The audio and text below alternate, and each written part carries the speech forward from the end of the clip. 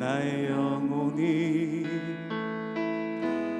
간절함이 하나님만 바라며 나의 구원이 그에게서 나는 도다. 나의 영혼아 잠잠히 하나님만 바라라. 나의 소망이 저에게서 나는 도다. 오직 주만이 나의 반석 나의 구원이시니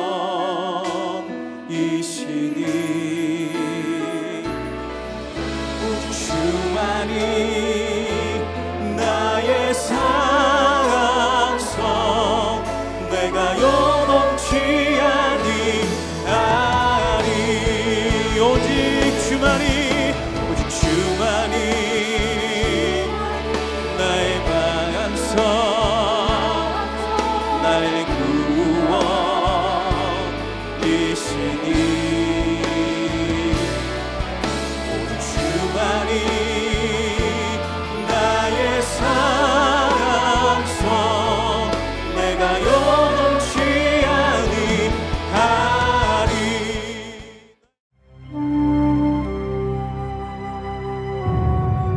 마따니 아들 스바랴와 바스후리 아들 그다랴와 셀레미야의 아들 유갈과 말기야의 아들 바스후리 예레미야가 모든 백성에게 이르는 말을 들은즉 이르기를 여호와께서 이와 같이 말씀하시되 이 성에 머무는 자는 칼과 기근과 전염병에 죽으리라. 그러나 갈대아인에게 항복하는 자는 살리니 그는 노량물을 얻음같이 자기의 목숨을 건지리라. 여호와께서 이와 같이 말씀하시니라. 이 성이 반드시 바벨론의 왕의 군대의 손에 넘어가리니 그가 차지하리라 하셨다. 이에 그 고관들이 왕께 아뢰되 이 사람이 백성의 평안을 구하지 아니하고 재난을 구하오니 청하건대 이 사람을 죽이소서. 그가 이같이 말하여 이 성에 남은 군사의 손과 모든 백성의 손을 약하게 하나이다. 시드기야 왕이 이르되 보라, 그가 너희 손안에 있느니라. 왕은 조금도 너희를 거스를 수 없느니라. 그들이 예레미야를 끌어다가 감옥들에 있는 왕의 아들 말기야의 구덩이에 던져 넣을 때에 예레미야를 줄로 달아내렸는데 그 구덩이에는 물이 없고 진창뿐이므로 예레미야가 진창 속에 빠졌더라. 왕궁 내시 구수인 에벤멜렉이 그들이 예레미야를 구덩이에 던져 넣었음을 들으니라. 그때 왕이 베냐민 문에 앉았더니 에벤멜렉이 왕궁에서 나와 왕께 아뢰어 이르되 내 주 왕이여, 저 사람들이 선지자 예레미야에게 행한 모든 일은 악한이이다. 성중에 떡이 떨어졌거늘 그들이 그를 구덩이에 던져 넣었으니 그가 거기에서 굶어 죽으리이다. 왕이 구수 사람 에벤멜렉에게 명령하여 이르되 너는 여기서 30명을 데리고 가서 선지자 예레미야가 죽기 전에 그를 구덩이에서 끌어내라.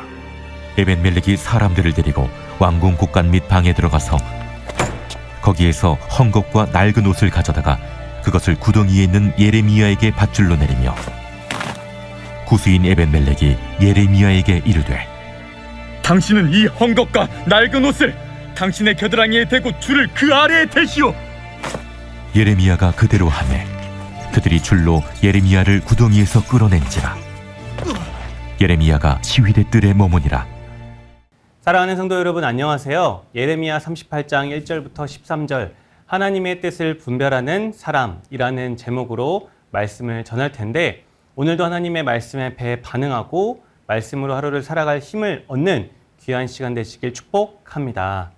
네, 선지자 대부분은요, 참 많은 고통과 슬픔 속에 살았습니다.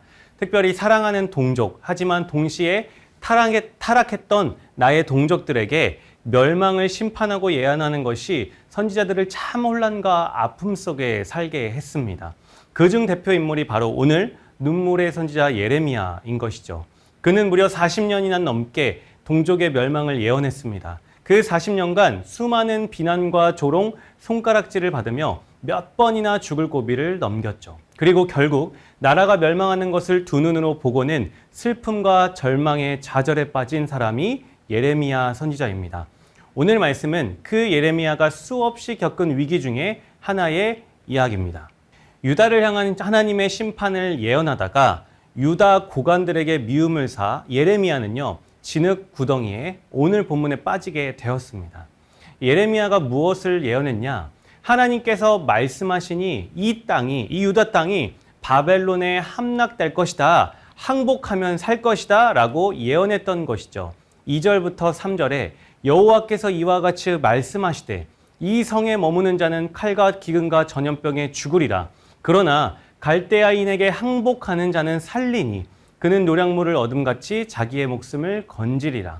여호와께서 이와 같이 말씀하시니라. 이 성이 반드시 바벨론의 왕의 군대의 손에 넘어가리니 그가 차지하리라 하셨다 하는지라. 아멘. 하지만 이 예레미야의 예언을 들은 사람들은요, 반응이 분노하게 되는데 이걸 누가 듣게 되냐? 유다의 높은 관직들, 고관들이 듣고는요, 예레미야를 죽이고자 합니다. 그들은 왜 예레미야를 죽이려고 했을까요? 4절.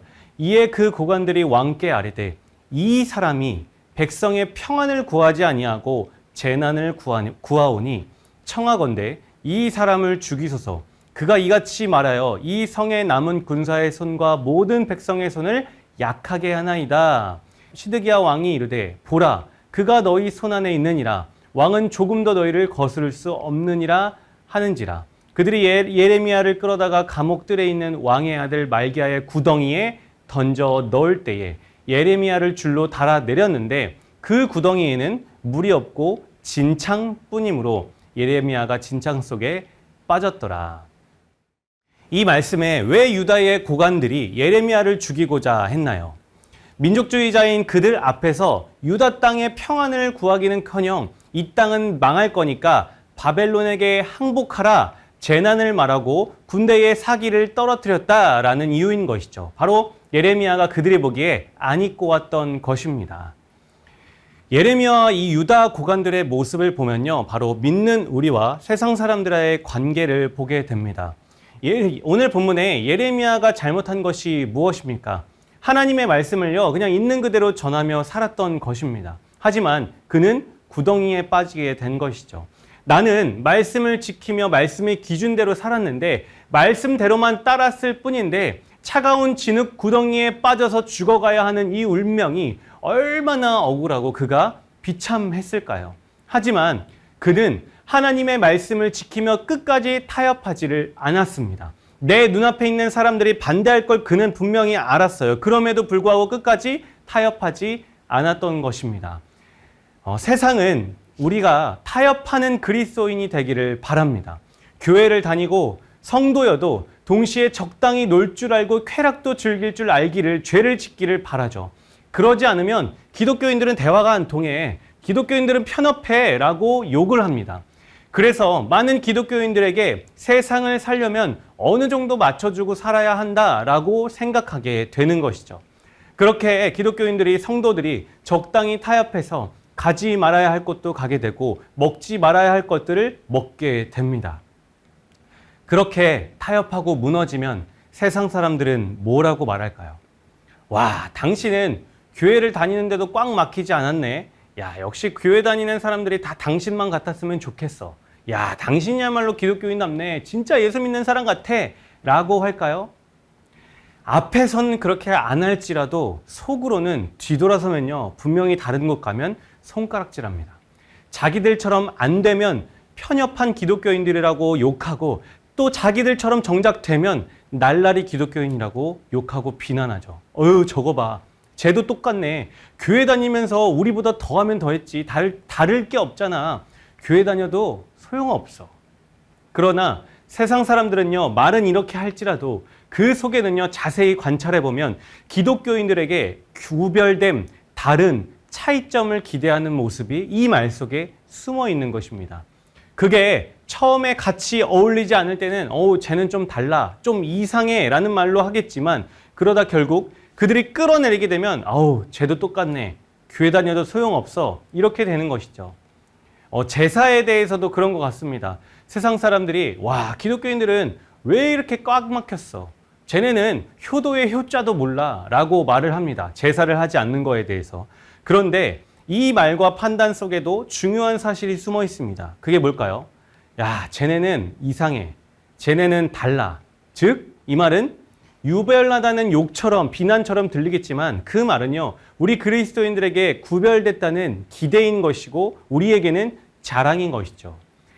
사랑하는 성도 여러분, 그렇다면 우리가 세상을 살아가는 기준은 무엇입니까? 바로 하나님의 말씀이에요. 타협하지 말아야 할 우리의 소망은 무엇입니까? 우리가 바라봐야 할 것, 하나님의 나라, 천국인 것이죠.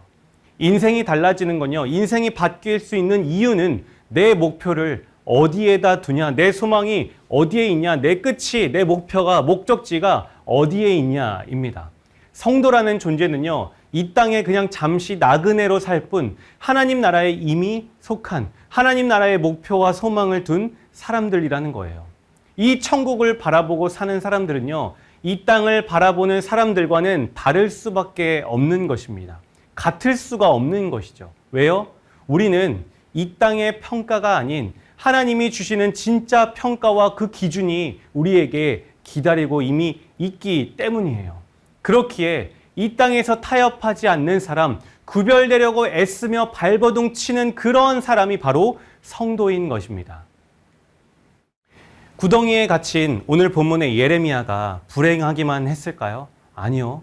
결국 유다의 높은 고관들이 이기는 것처럼 보입니까? 이긴 것 같지만 결국 그들은 지게 됩니다. 예레미야만이요, 결국 멸망해서 하나님의 구원하심과 은혜를 입게 되는 사람이 됩니다. 세상 속에서요, 구별되게 사려는 우리들도 똑같습니다. 그러한 자에게 그리스도의 승리의 면류관이 주어지는 것이죠. 오늘 본문에 1절에서 예레미야를 구덩이에 가둔 사람들의 이름들이 쭉쭉쭉 나왔습니다. 혹시 기억나시나요? 한 명도 기억나지 않습니다. 당시에는요, 높고 힘 있는 사람들이었을 것처럼 보이겠지만 아무도 그를 기억하지 못해요. 하지만 하나님 나라의 소망을 두며 이 땅에서 하나님의 말씀대로 기준 삼아 타협하지 않던 이 예레미야는 어떻습니까? 비록 그 모습이 구덩이에 있을지라도 그 구별된 거룩한 이름을 우리가 모두가 다 기억하는 것이죠. 이사야서 49장 16절에 이런 말씀이 있습니다. 내가 너를 내 손바닥에 새겼고 너의 성벽이 항상 내 앞에 있나니. 사랑하는 성도 여러분, 하나님이 기억하십니다. 이게 성경이 말하는 이 땅에서의 성도의 삶인 것이죠. 하나님이 그 이름을 기억하십니다. 하나님의 말씀을 기준으로 삼고 타협하지 않고 구별되게 살려고 우리는 애쓰셔야 합니다. 사람들이 말하는 적당히 타협하고 살아, 좋은 게 좋은 거지 뭐. 아니요, 그거 다 좋은 게 아닙니다. 누가 뭐래도 하나님의 말씀이 내 삶의 기준이 되며 끝까지 붙잡고 사는 게 성도에게 있어서, 이 땅에 있어서 가장 좋은 것인 줄 믿습니다. 그리고요, 하나님은 그러한 사람들을 구덩이에 죽게 내버려 두지 않으신다는 것입니다. 하나님은요, 그러한 예레미야를 위해 한 사람을 예비하고 준비해 놓으셨죠.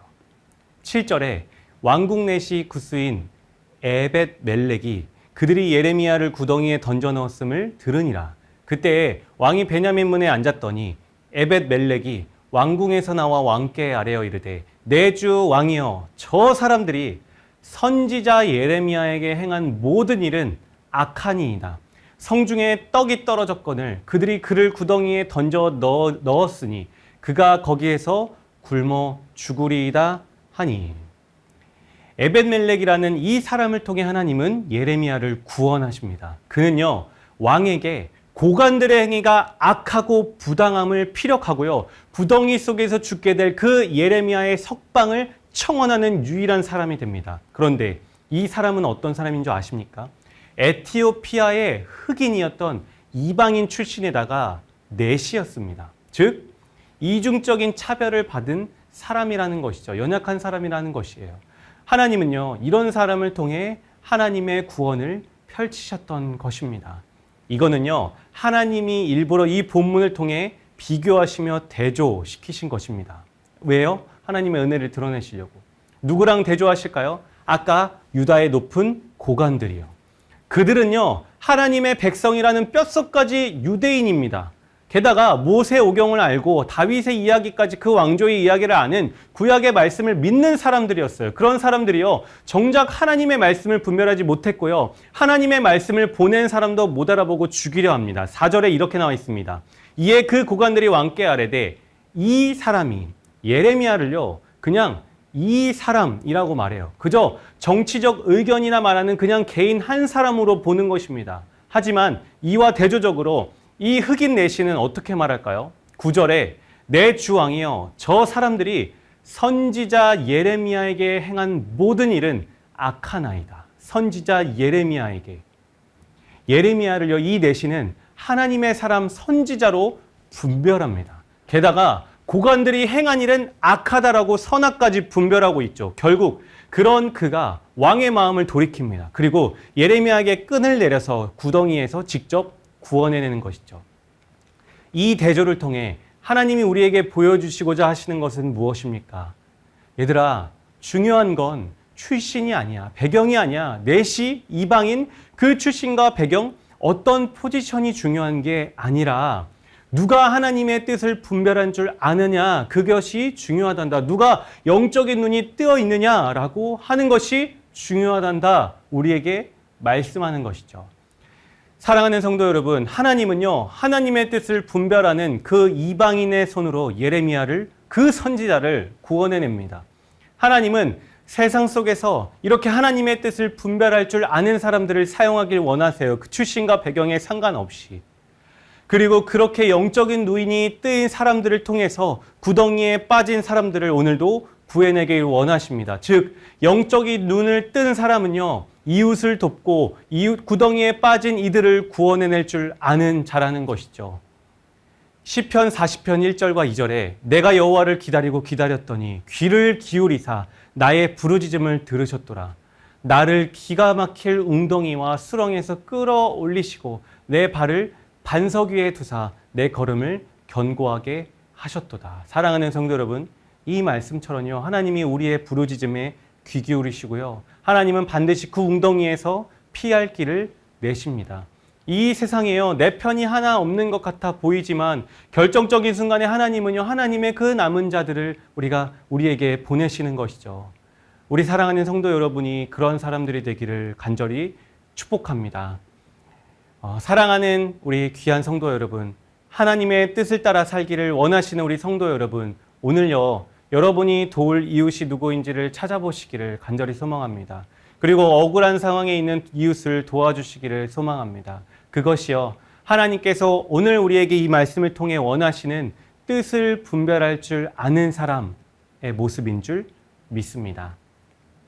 네, 말씀을 마치도록 하겠습니다. 오늘 말씀은요, 두 인물의 모습을 통해서 우리에게 깨달음을 주고 있습니다. 첫 번째는 세상과 타협하지 않고 하나님의 뜻을 선포하고 살아냈던 예레미야. 두 번째는 세상 속에서 하나님의 뜻을 분별하며 구덩이에 빠진 이들을 구원하고 건져내었던, 도움을 주었던 이방인 내시 에벳 멜렉. 첫 번째로 세상에는요, 기준이 없습니다. 하지만 우리에게는 기준이 있죠. 바로 하나님의 말씀입니다.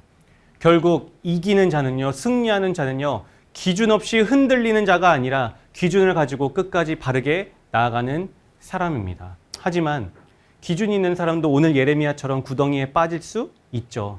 하지만 기준을 놓지 않는 그를요, 하나님이 결국 구해 주십니다. 세상과 적당히 타협하는 신앙인이 아니라 용기를 갖고 하나님의 구별된 백성으로 살아가는 우리 모두가 되기를 간절히 소망합니다. 그리고 두 번째, 오늘 하루 구덩이에 빠진 이들을 구해내는 사람들이 되기를 간절히 소망합니다. 어떻게 구해낼까요? 우리의 따뜻한 말 한마디로도 충분히 구해낼 수 있습니다. 오늘 우리 가족들에게, 또 자녀들에게, 우리 부서원들에게, 다락방에게 따뜻한 한마디를 전해 주십시오. 어떤 말일까요? 잔소리, 비방의 말, 평가하는 말이 아니라 격려와 사랑과 축복의 말, 이 말이 살리는 말이죠. 이 한마디로 오늘 쓰러져가는, 죽어가는 한 사람을 살릴 수 있는 줄 믿습니다. 오늘 내시가 예레미야를 살렸던 것처럼 그 따뜻한 한마디가 죽어가는 사람을 우리를 통해 구해내게 하실 줄 믿습니다. 오늘 하루도 분별하는 자로, 용기 있게 이웃을 돕는 자로, 그래서 하나님의 뜻을 삶에 실천하는 자로 살아가기를 간절히 축복합니다. 함께 기도 제목을 읽고 기도하시겠습니다.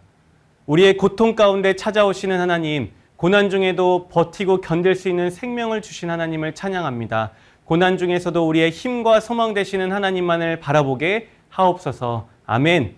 하나님께서 우리를 특별하게 지켜주고 계심을 믿습니다. 세상과 타협하지 않고 담대히 하나님의 뜻을 전하며 구별된 삶을 살아가게 하여 주시옵소서. 아멘.